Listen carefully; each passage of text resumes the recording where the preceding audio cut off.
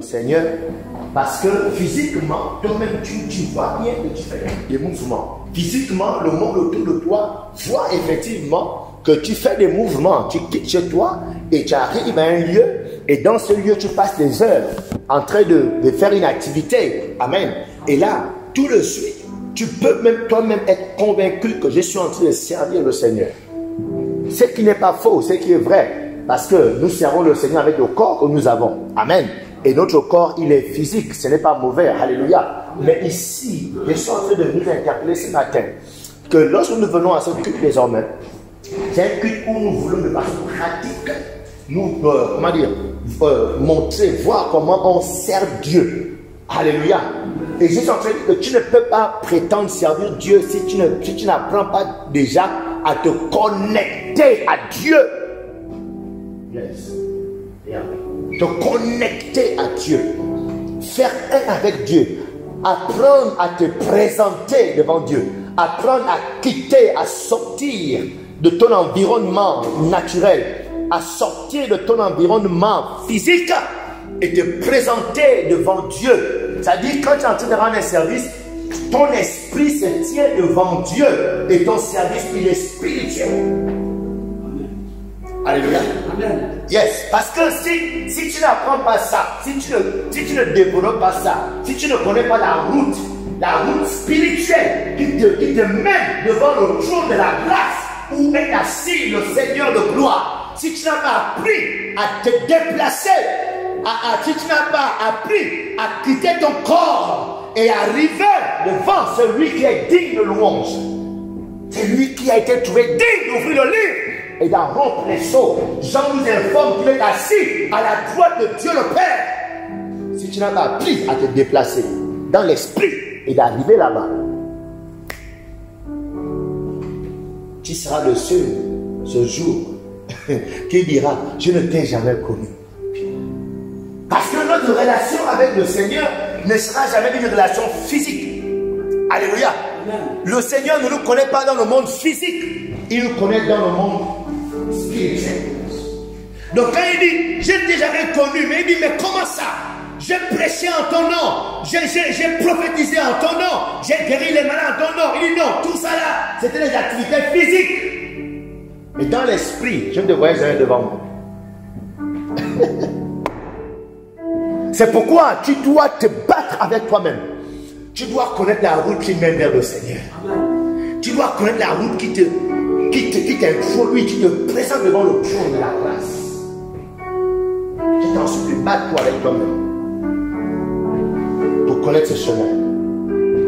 Ce chemin est réel. Oh! Ça dit tu sors de ce monde. Aïe aïe aïe. Quand tu es là, c'est juste l'extase. C'est quelque chose qui n'existe pas dans ce monde.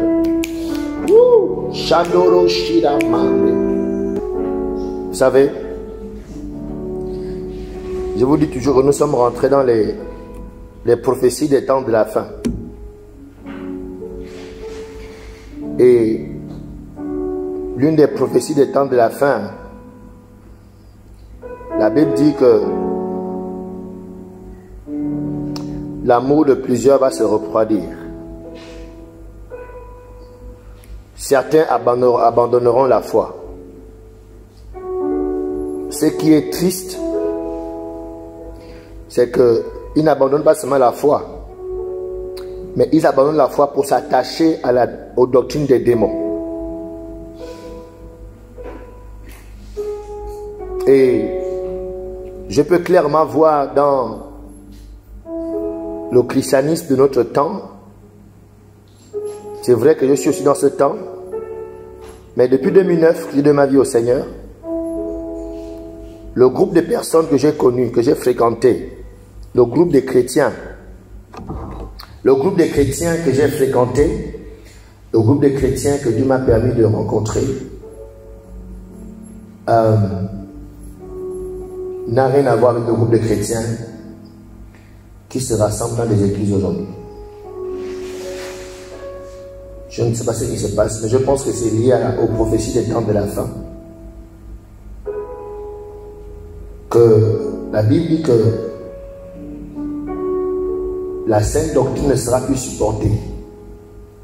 Quand on parle de la sainte doctrine, c'est la vérité de la Bible. Il y a ce que la Bible dit. Et je disais aux autres mercredi ou bien vendredi, c'est plus trop que Matthieu.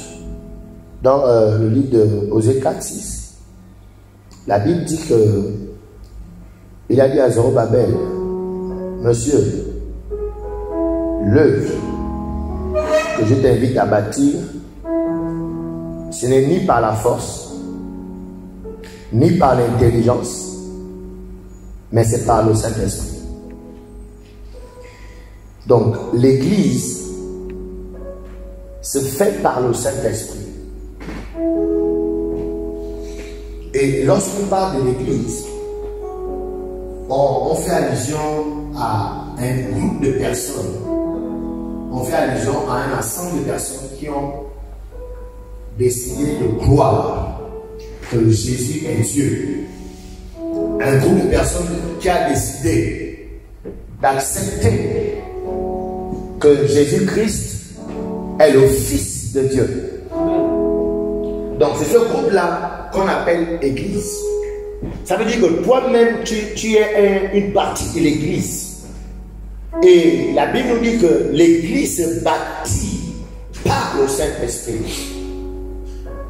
Donc autrement dit, l'élément, l'instrument, permettez-moi l'expression, qui est utilisé pour construire l'Église, c'est le Saint-Esprit. Alléluia. Yeah. L'instrument qui est utilisé pour que ma voix soit amplifiée ce matin s'appelle comment? Le micro. Donc, à travers le micro est conçu, le micro est formé, le micro a les éléments, d'accord, dont le rôle, l'objectif, le but, d'accord, est d'amplifier la voix. Alléluia. Amen. Donc c'est par le micro qu'on peut amplifier la voix de quelqu'un. Donc le micro ne peut rien faire d'autre si ce n'est qu'amplifier. Le micro ne peut pas t'envoyer une image. Quand un micro, je vais suivre le film, montre-moi un film micro. Alléluia. Amen. Le micro a été conçu pour amplifier la voix. Donc quand le Seigneur dit à Zorobabel que l'Église se bâtit par le Saint-Esprit, il n'y a pas un autre élément, instrument qui est utilisé pour bâtir l'Église. Ça veut dire quoi? Que la personne qui veut s'engager dans le fait de bâtir l'Église, il doit se rassurer qu'il y a un esprit qui rentre en lui. Amen. Et l'esprit là qui rentre en lui, c'est l'esprit là qui t'anime maintenant. Donc dans ton mouvement, dans ta gestuelle, dans ton comportement, dans tes actions, ces actions-là sont en train de t'amener à construire l'Église. Alléluia. Amen. Yes. Yeah. Et nous voyons clairement, si vous voulez bien comprendre cela, lorsque quelqu'un est dans une manifestation démoniaque, alléluia, quelqu'un tombe sur la manifestation des démons, vous voyez très bien que la personne perd le contrôle de sa personne. Amen. Elle devient complètement inconsciente. Quand vous l'avez un petit amoureux là, au sol là, je vous dis que pendant ce temps-là, elle est inconsciente de tout ce qui se passe.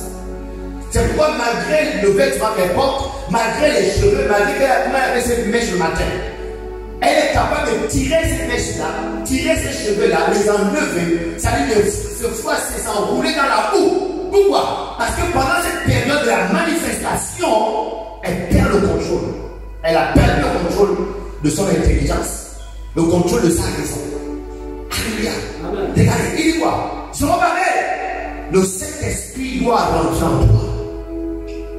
Et quand il rentre en toi, il prend le contrôle de ta raison. Tu perds la raison.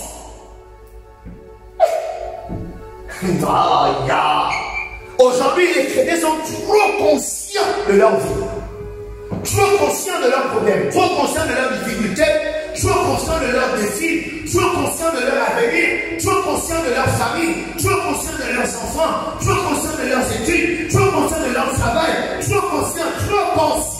Ah, Amen. L'esprit n'a pas possédé les gens. Tekato, Makahudash. Les gens vont pas dire, ah, je dois prêcher l'évangile. Malheur à moi si je n'annonce pas l'évangile. Il dit quoi? La nécessité m'a imposée. Amen. Donc il dit quoi? Je suis pressé par quelque chose. Je suis poussé par quelque chose qui est plus fort que ma raison. Donc aujourd'hui, des personnes qui se proclament comme un chrétien, pire encore, ouvriers du Seigneur. C'est-à-dire, on dit ouvrier, retrouvons-nous. Ouvrier de l'église de Jésus. C'est-à-dire, ceux pour lesquels nous pensons, nous croyons, nous espérons que nous avons reçu l'esprit qui a la raison. Qui te fait oublier que tu es père, tu as des enfants. Oh non. Qui te fait oublier que tu es mari. Ta femme a besoin de toi à la maison. Tes parents ont besoin de toi. On se dit qu'on est avec ce groupe de personnes qui ont reçu ce même esprit pour bâtir l'église. Donc il ouvre le trône. Ça devient comme du business. Pasteur, je sais que tu veux le voir. Pasteur, pardon, moi j'ai remarqué quelque chose.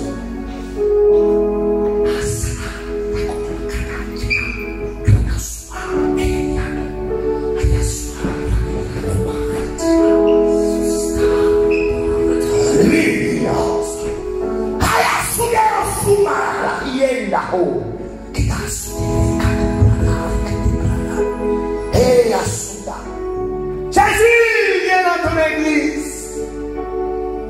Saint-Esprit, comme le temps des apôtres, ces hommes que tu as possédés, ces hommes dans lesquels tu es rentré, oh, qui sont morts, qui n'ont pas aimé leur vie.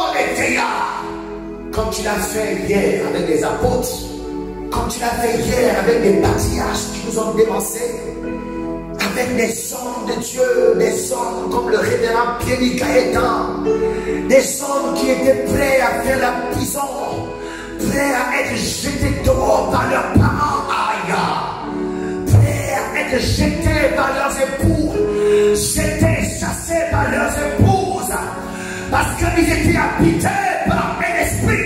L'esprit de Dieu les avait habités. L'esprit de Dieu les avait possédés. L'esprit de Dieu les avait saisis. Pour bâtir l'église de Jésus. Pour bâtir l'église de Jésus. Pour bâtir l'église de Jésus. Pour bâtir l'église de Jésus. Viens encore habiter ton esprit. Viens encore habiter ton église. Il n'est pas trop tard parce que tu nous as rassurés que dans ces derniers jours, une des choses que tu vas faire, c'est répandre ton esprit sur toute chair. Ah, nous attendons aussi cette prophétie. Cette prophétie nous annonce que dans ces derniers jours, beaucoup vont perdre l'amour, beaucoup. Certains vont abandonner la foi. Mais heureusement, dans ces mêmes derniers jours, il y a une catégorie dans laquelle tu vas répandre ton esprit. Répandre ton esprit. Et ce matin, nous nous attendons à toi. Ce matin, nous nous disposons à recevoir ton esprit. l'esprit qui est rentré et a sorti Jésus de la mort. L'esprit qui est rentré dans la chambre haute et a habité les 120 personnes qui sont sortis de là, prêts à faire la prison, prêts à mourir, prêts à se faire tuer à cause du nom de Jésus, à cause de l'église de Jésus. Ah, ces hommes qui ont été décapités. À ces hommes, on a scié le pied. Renonce à Jésus, non. On coupe le pied. Après, on coupe la main. Renonce à Jésus, non. Après, on coupe la tête. Renonce à Jésus, non. Pourquoi? Ils étaient habités. Ils étaient possédés. Qui a encore d'habiter en nous. Satan ne sera jamais plus fort que toi. Tes démons ne seront jamais au-dessus de toi. Ton amour est plus fort. Ta grâce qui surabonde, même lors le péché abondé. Laisse que ta grâce surabonde encore. Permets à ton esprit de dominer. Permets à ton esprit de prendre le contrôle de tes enfants pour lesquels tu as donné ton fils à la croix mourir. Ah, il n'est pas mort en vain. C'est pour eux qu'il est mort. Accomplis encore ton œuvre. Merci Seigneur de nous entendre ce matin et de nous exaucer au nom du Père, du Fils et du Saint-Esprit. Matthieu 28, verset 19. Il est écrit: allez, faites de toutes les nations des disciples, les baptisant au nom du Père, du Fils et du Saint-Esprit. Ce verset, dans la classe des fondements, nous donnons beaucoup de détails sur ce commandement. Nous sommes en train de voir les dernières paroles de Jésus. Et nous sommes en train de lire cette année qui consiste à retenir les âmes, autrement dit à bâtir l'église. Amen. Nous disons que ça ne peut être possible que si nous sommes habités par un état d'esprit, si nous sommes habités par une logique, une philosophie, une mentalité. Et cette mentalité, cet état d'esprit, on ne peut la retrouver que chez l'auteur de l'église. Amen. Et Jésus est l'auteur de l'église. Alléluia. Vu qu'il n'est plus là physiquement, mais il a ses paroles qui sont là. Il a dit: mes paroles sont esprit. Autrement dit, mon esprit, amen, mon esprit est dans mes paroles. Ma logique est dans mes paroles. Ma mentalité, d'accord, est dans mes paroles. Donc lorsque nous allons étudier ces dernières paroles de Jésus, les étudiants, les érudites de la Bible ont fait l'analyse et ils ont conclu que il y a beaucoup de paroles que Christ a données, mais il y a d'autres qu'ils ont appelé le grand commandement, la grande commission. C'est-à-dire, il a instruit beaucoup de choses, il a donné beaucoup de révélations, beaucoup d'instructions, mais il y a une en particulier, d'accord? Il y a une instruction particulièrement, d'accord, que eux ils ont dit non, ça c'est le grand commandement. Pourquoi? Parce que avant son départ de la terre, voici ce qu'il a déclaré. Amen. Et là, la Bible dit qu'il va se rassembler avec leurs disciples, il va leur dire: allez, faites de toutes les nations les disciples, les baptisant au nom du Père, du Fils et du Saint-Esprit. Et nous sommes en train d'étudier juste ce verset. Ce verset-là est le verset 20. Et à l'intérieur, nous sommes en train de comprendre un peu la mentalité de Jésus. Nous sommes en train de comprendre un peu la philosophie de Jésus. Nous sommes en train de comprendre un peu l'esprit. Jésus est animé par quoi? Amen. Et premièrement, dans notre étude, nous avons compris que le commandement de Matthieu, d'accord, était le commandement d'aller. Donc les chrétiens sont appelés au mouvement, de bouger. On n'est pas appelé à être statique dans une même façon de faire, être statique, d'accord, au même niveau. Nous devons faire le mouvement, d'aller vers le monde, aller vers les gens, aller dehors. On n'est pas là pour rester dans les quatre murs toute notre vie. On vient, on est chargé, mais le commandement consiste d'aller dehors, aller dehors. Alléluia. Deuxièmement, d'accord, le commandement de Jésus, d'accord, il dit: allez, faites de toutes les nations les disciples, les baptisant au nom du Père, du Fils et du Saint-Esprit. Le deuxième commandement qu'on a vu du Jésus-Christ, c'est le commandement d'enseigner. Amen. Alléluia. On a vu ça mercredi. Et on a dit que ce commandement d'enseigner, le chrétien doit comprendre Premièrement, il doit se faire enseigner. Tu dois accepter qu'on t'enseigne. Tu dois accepter de t'asseoir et qu'on t'enseigne. Alléluia. T'enseigner, c'est-à-dire quoi faire, comment le faire, pourquoi le faire, quand le faire, où le faire. Alléluia. Donc, dis gloire à Dieu, tu as les choses de l'esprit, gloire à Dieu, tu as les visions, gloire à Dieu, tu as les dons, gloire à Dieu, tu as les talents, gloire à Dieu. Amen. Mais ce ne sont pas ces talents-là qui te qualifient, amen, pour l'éternité. On doit t'enseigner les voies, on doit t'enseigner comment ça marche, comment tu peux plaire à Dieu, comment tu peux devenir disciple de Jésus. En dépit de ce que tu ressens dans ta chair, tu dois accepter qu'on t'enseigne. Amen. Sinon, tu seras trompé, ballotté à tout vent de l'optique. Peu importe le vent qui soufflera, tu seras emporté. Vent souffle ici, tu es là-bas. Oh, ils ont fait les miracles, tu es là-bas. Oh, là-bas on chasse les anges, tu es là-bas. Oh, là-bas on chasse les démons, tu es là-bas. C'est-à-dire que tu seras ballotté, c'est la qu'on dit, ballotté à tout vent de doctrine. C'est-à-dire que tu embrasses tous les enseignements. Et l'intérieur est tellement rempli. L'intérieur est tellement rempli d'enseignements que si tu n'as pas été enseigné par le berger que Dieu t'a donné, dans Jérémie chapitre 3, verset 15, il dit, je vous donnerai des bergers selon mon cœur. Donc il y a un berger que Dieu t'a donné. Dieu ne t'a pas donné à tout le monde. Il y a un berger que Dieu t'a donné. Il dit, dans la bouche de ce berger, dans les mamelles de ce berger, j'ai mis à l'intérieur de la nourriture qui va te permettre d'être un chrétien ferme, assis, enraciné et qui portera du bon fruit. Est-ce qu'on est ensemble? C'est moi qui commentis, c'est bien. C'est moi. Non, vous êtes trop calme. C'est bon, ici, la chaleur est descendue, c'est bon. Alléluia. Amen. Yes, c'est très important. Pourquoi? Parce qu'aujourd'hui, les chrétiens n'aiment plus se faire enseigner. Les chrétiens n'ont plus le temps qu'on les enseigne. Car yes. Ils n'ont plus le temps. Et ils veulent se dire, pasteur, faites-moi ma petite chose. Et puis moi j'entends, je fais les choses. Et ils se demandent à eux-mêmes que j'ai ma communion avec Dieu. C'est un gros mensonge que Satan met dans le cœur des gens. Alléluia. Dans la constitution de l'Église, on est dans Éphésiens chapitre, il n'y a pas les films aujourd'hui. On est dans Éphésiens chapitre 4, verset 8.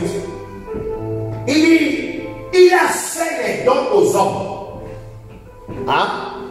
À l'un, il a donné le don. Il a donné les uns comme apôtres, les autres comme prophètes, évangélistes, docteurs, hein? Pasteurs, docteurs. C'est ça, non? Hein, les chrétiens, vous avez dit non? Oui. Donc, Jésus, quand il quitte ce monde, il laisse son église. Il fait un don, il fait les dons à l'église. Il donne les uns comme apôtres. Donc il y a des gens qui ont fait appel au ministère apostolique. Et on a le temps d'enseigner sur les ministères. Donc il y a des gens qui ont la personnalité, le caractère, la grâce, la lassitude, d'accord, apostolique. Donc les apôtres sont des gens qui savent commencer les choses, implanter les choses, initier les choses. Alléluia. Yes. Et dans cet appel, il y a plusieurs grâces qui les accompagnent. Ils ont les grâces enseignées parce que quand ils implantent quelque chose, il faut rapidement qu'ils font quelqu'un qui va rester avec la chose. Il y a d'autres comme prophètes. Les prophètes, eux, c'est venu encourager. Ils viennent dire ce que Dieu va faire avec cette chose que la peau vient de planter. La peau vient de planter ça, mais voici où Dieu veut amener ça. Dieu attend de vous ça, ainsi par l'Éternel. Vous allez faire ça, vous allez voir ça va arriver. Donc quand le prophète vient, le prophète édifie l'église dans ce sens, exhorte l'église dans ce sens. Ensuite, il y a des docteurs maintenant quoi? Des pasteurs. Mais là, le pasteur lui fait maintenant quoi? Il vient pour entretenir. Le pasteur là pour entretenir. C'est comme un jardinier vient, hein, regardez, un jardinier vient. Je ne sais pas. Je ne sais pas. Mais en fait, je ne sais pas. J'ai l'impression que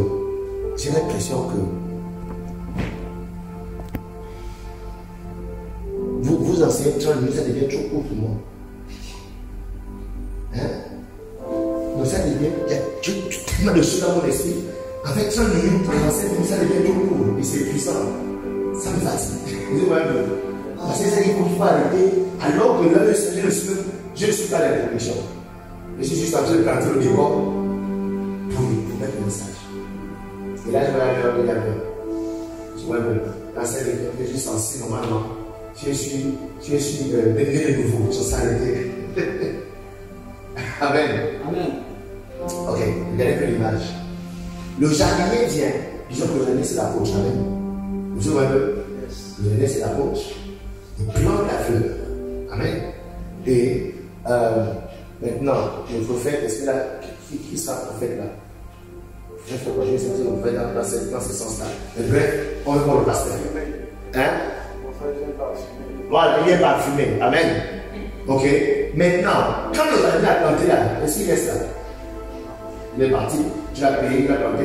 Maintenant, il faut venir le pasteur. Soit c'est le même jardinier, maintenant il fait le rôle de pasteur. Donc, c'est-à-dire maintenant, il doit arroser tout le matin, il doit enlever la mauvaise herbe. Pourquoi? Afin de permettre à ce qu'il ait planté de croître. Amen. Yes. Maintenant, l'évangéliste, maintenant, lui, il a maintenant besoin de créer. Lui, c'est maintenant, d'accord, pour aller prendre plus, vu que l'apôtre a déjà créé une plateforme. Ça existe déjà. Il y a bien une personne qui a pour entretenir. Maintenant, l'évangéliste, lui, il a la citadine de voir et de prendre un maximum et d'envoyer à un endroit. Je dis quoi que l'évangéliste ne peut exister s'il n'y a pas déjà un pasteur quelque part. Qui dit un pasteur veut dire un lieu, un local, où on peut envoyer ses brebis quelque part. C'est pourquoi les mouvements, c'est pas moi je ne crois pas au mouvement. On a un mouvement de jeunes d'évaluation, ou un mouvement de chant, on va gagner les âmes, vous les envoyez. Ça c'est les hommes. Amen. C'est pourquoi si tu as un mouvement, rassurez-vous que les âmes qui sont gagnés là sont envoyées quelque part. Dans les mouvements où il y a plusieurs chrétiens dans une église, toi tu fais les livres, tu le fais lire, et puis on se retrouve, et puis on fait le mouvement, et puis on dit qu'on fait l'évaluation. Amen. Mais là, quand les âmes sont gagnés, qui prend les âmes? Est-ce que vous êtes tombé d'accord que ces âmes-là vont aller dans l'église de Tony, ou bien dans l'église de l'autre? Est-ce que vous êtes tombé d'accord? Ou bien c'est juste faire un show, vous avez envie de chanter, vous avez juste envie de prêcher.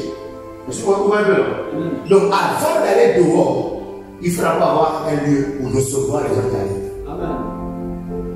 Donc c'est ça, c'est l'organisation du Seigneur.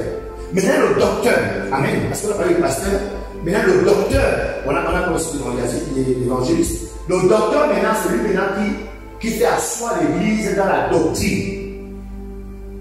Le pasteur peut juste embellir et tout. Maintenant, le docteur vient expliquer mot pour mot que l'eau que le pasteur nous verse là, ce lot-là, il y a ce qu'on appelle les molécules H2O. Voici leur importance. Dans votre sol où vous êtes enraciné là, en bas là, d'accord, il y a des molécules, il y a ceci, il y a cela, il y a ceci. Donc le docteur vient étayer ce qu'on vous fait. Donc le pasteur vous fait juste, le pasteur a la grâce de faire, la grâce d'enseigner, la grâce de parler, la grâce, mais d'expliquer ce qu'il vous donne en détail. Il n'a pas cette grâce. Il a le docteur. Alléluia. Yes. Et la Bible dit quoi? Depuis le verset. Ça ne te pas ici. C'est le collègue. Ah, tu t'as connecté. Ça serait précisé. Alright. Bon, lis le verset maintenant. La parole de Dieu dans le livre d'Éphésiens 4, oui. Le chapitre 11. Hein? Chapitre 4, verset 11, oui. Verset 11. Et il a donné les uns comme apôtres, les autres comme prophètes, oui. Les autres comme évangélistes, oui. Les autres comme pasteurs et docteurs. Et docteurs. Oui. Verset maintenant, on explique pourquoi il a donné ça, oui, pour le perfectionnement des saints. Pour le perfectionnement des saints, oui. En vue de l'œuvre du ministère et de l'édification du corps de Christ.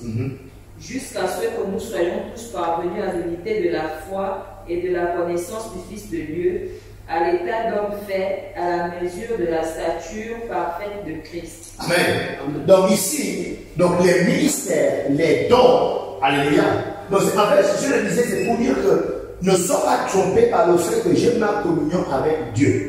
Jésus-Christ n'a pas laissé l'église comme ça, où chacun il fait sa vie comme il veut. Il a donné, d'accord, au corps, à l'église, des gens pour enseigner, encourager, initier, d'accord. Donc tu appartiens à un groupe, d'accord, et dans ce groupe, tu dois recevoir des informations, tu dois recevoir les éléments, tu dois recevoir les choses, d'accord. Dans le but 8, verset 13, le but c'est quoi? Pourquoi tu dois recevoir ces éléments-là? Jusqu'à ce que nous soyons parvenus à l'unité de la foi, de la connaissance du Fils de Dieu. Amen. Amen. Donc ici, le commandement d'enseigner de Jésus, d'accord, le but est que nous soyons arrivés, d'accord, parvenus à l'unité de la foi. C'est-à-dire que nous ayons une même foi, le même sein. Et je pense que les premiers apôtres, ils disent ça à ce niveau. Parce qu'ils parlaient le même langage. La preuve, la majorité, d'accord, sur 80% d'entre eux, ils sont tous morts, tués. Ça veut dire quoi? Ils avaient la même foi. Alors qu'aujourd'hui, dans l'église, on a la foi de M. Pierre A, même pas la foi de Tony. Ça veut dire M. Pierre quoi? Mais Tony, ah, non, ça là, ça c'est pour lui. Laisse-moi non. Ah, donc quoi? Et puis tu vois. Et puis tu vas me faire, oh le ballon. Alors ça c'est pour lui. Mais comment tu dis c'est pour vous, mon frère? Ça dit, quand il dit pour vous, ça dit, je m'exclus de ce niveau de foi. Moi, je préfère rester à ce niveau-là, où je fais mon petit truc là de temps en temps, je viens, je chante et puis je rentre. Est-ce que ça va? Je fais mon petit show et puis machin. Donc, vous, vos choses trop spirituelles là. Ça, c'est pour vous. Alors, moi, je me limite ici là. Non, non, non. La pensée de Jésus est que nous soyons quoi? Parvenus à l'unité de la foi et de la connaissance du Fils de Dieu. Donc, si tu as choisi le CP1 en gris de la foi, alors que le Seigneur t'attend à l'université de la foi, écoute, tu es échoué. Alléluia. D'où l'importance du commandement d'enseigner. D'où l'importance pour toi d'accepter. Accepte de te faire enseigner. Mais t'en supplie. Ce que tu connais là, tu ne connais pas. Moi, je suis là, je ne connais pas. Il y a tellement de choses que je ne connais pas de Dieu. Et que je ne connaîtrai jamais de Dieu. Tellement de choses de cette Bible que je vous enseigne là. Hein? Au point où je parlais genre spirituel et puis je parlais genre que je suis au ciel et tout machin. Je vous dis, il y a tellement d'éléments que je ne connais pas. C'est que quand il y a une opportunité comme enseigne, je suis pressé de m'asseoir et d'écouter. Mais les chrétiens, la petite connaissance, la petite frisson. Tu as les frissons quand tu pries. Oui, mais non. Quand tu pries, tu sens que la chambre de boule. Ça dit pour toi, c'est fini. On ne peut plus rien te dire. Que ça ne soit jamais ton cas au nom de Jésus. Ton amen est même bizarre. Amen.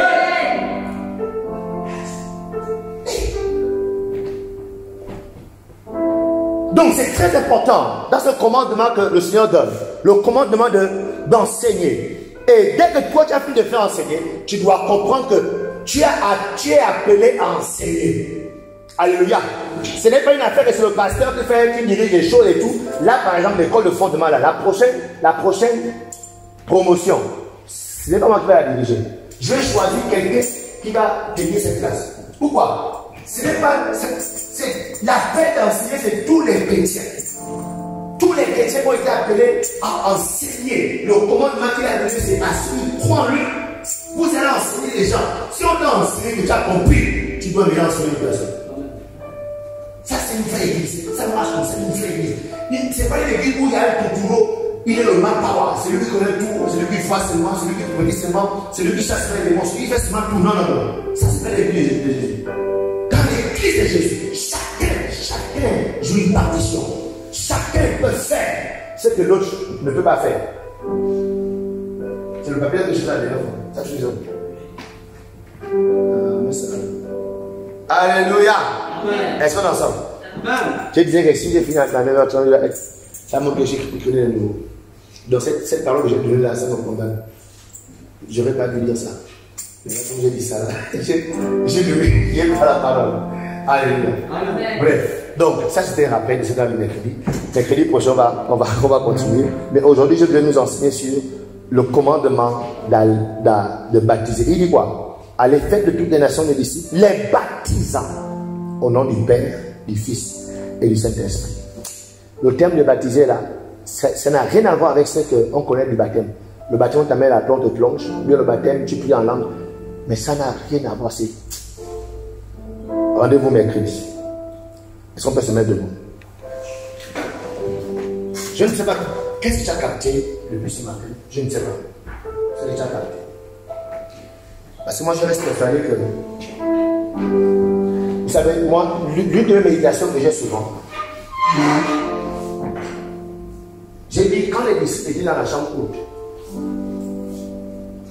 est-ce qu'ils avaient une liste des sujets de prière?